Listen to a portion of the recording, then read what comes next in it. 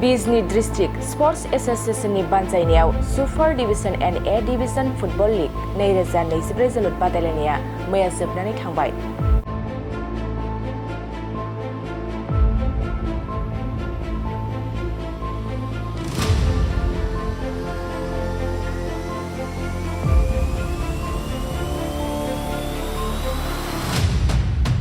मैयानि बे जोबथा खेला गेलेनाया स्टार क्लाब हानसारा एफसी आरो सान्थाल ब्रादार्स एफसीनि गेजेराव जानानै थाङो आरो सान्थाल ब्रादार्स एफसीआ देरहासार जानो हायो।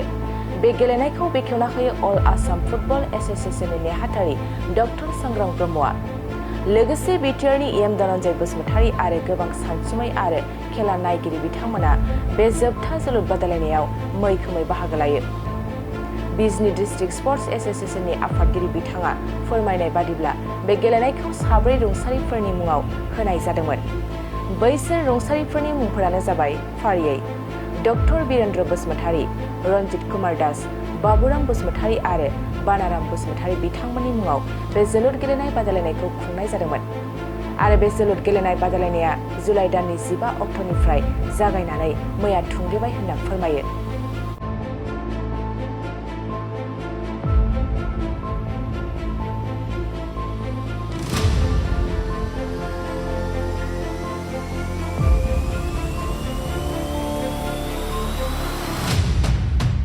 बेवहाय जोंहा बिजनी डिस्ट्रिक्ट स्पर्ट्स एसोसिएशन हिसाबै जोङो मोनसे डिस्ट्रिक्ट स्पर्ट्स एसोसिएशन आरो बे एसोसिएशना स्पेसियेलि अल आसाम फुटबल एसोसिएशन दारै जोङो गाइडेड आरो बिथांमोननि जि गाइडलाइन बिथांमोननि जि थिननाय बे रोखोमैनो जोङो बेवहाय खेला फाथिबाय थायो आरो बे खेलाया गुबुन गुबुन रोखोमनि जायो।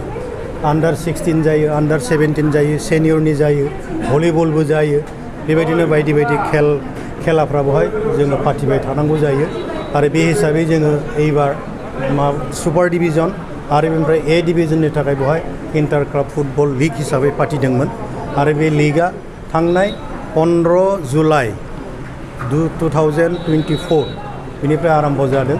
बे आरम्भ जानायनिफ्राय बा जागायजेननायनिफ्राय दिनै जोंहा फाइनाल गेममोन, जोबथा गेम आरो बे गेमानो दिनै जोंनि जोबथा जाफैदों आरो बे जोबथा गेमाव जोङो दिनै आलासि लिंहरदों, एएफएनि आलासिफोरखौ लिंहरदों आरो बेवहाय नुजाफैनो हादों जोंहा सांग्रां ब्रह्म बिथां जेनेरेल सेक्रेटारि एएफएनि आरो जोंनि बेवहायनो नुजाफैनो हादों लेंहरजानाय आलासि हिसाबै एम धनन्जय बसुमतारी बिटिआरनि।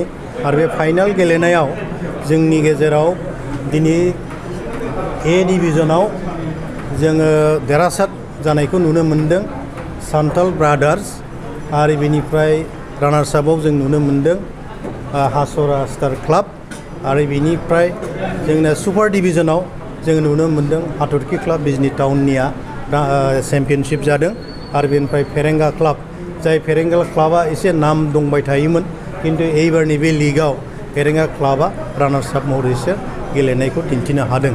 बे जाहैदों फेरेंगा क्लाबनि एबार एसे डाउन जानायनि मोनसे माबाखौ जों नुनो मोन्दों। बेखायनो आं आसा खालामो जायखियानो जाया, जायखि टिमानो जाया, सेस्था खालामोबा नाजानाय थायोब्ला जोङो नाजाथाबोब्ला साक्सेस जानाया जोङो रोखा नुहुरो। बेखायनो जिखुनु टिमानो मोजाङै गेलेबाय थायोबा साक्सेस जालांगोन आरो उन्दै उन्दै गथ'फोर सेंग्राफोर बिथांमोनहा मोनसे उद्देश्य लानानै गेलेथों आरो बिनि थाखाय जों बेवहाय परिबेस क्रियेट खालामनो सेस्था खालामबाय थायो। उन्दै उन्दै गेलेग्राफोरखौ बासिनानै जोङो जाहाथे गोजौआव गेलेनो हायो। बै इन्टार क्लाब गेलेनानै जोङो गोजौआव बिथांमोनखौ जाहाथे दैथायहरनो हायो, बिथांमोना स्टेट प्लेयार जाहैगोन बा नेसनेल प्लेयार जाहैगन। बोरैबा बिथांमोना सुबिदा मोनोबा इन्टारनेसनेल प्लेयारबो जाहैनो हागौ। बे सेस्टाखौ जों खालामबाय थानाय जायो। मोनसे फोसावथाय, नोंथांमोननि ओनसोलाव सोरबाफोर ड्राग्स एबा फेग्रा मुवाजों नाख्रेबजानानै थानाय सुबुं दं नामा?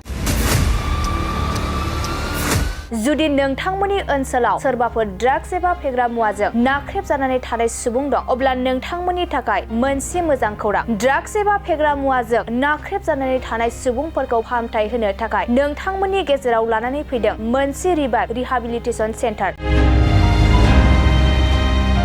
जुदि नोंथांनि नखराव आरो नोंथांनि ओनसोलाव सोरबाफोर ड्राग्स एबा फेग्रा मुवाजों नाख्रेबजानानै दं, अब्ला नोंथाङा रिहाबिलिटेसन सेन्टाराव फाहामथाय होफैनो हागोन।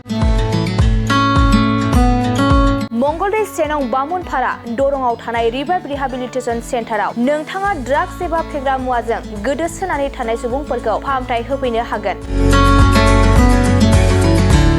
नोंथाङा नोंथांनि ओनसोलनि फेग्रा मुवाजों गोदोनानै थानाय सुबुंफोरखौ बे रिभाइभ रिहाबिलिटेसन सेन्टाराव फाहामथाय होनानै सासे राफोद आरो मोजां सुबुं खालामनो हागोन। गोबां बाथ्रा मिथिबावनो थाखाय नोंथाङा 9859262926 60030927006 नैबे होनाय जानबुं नम्बराव खौरां लानो हागोन।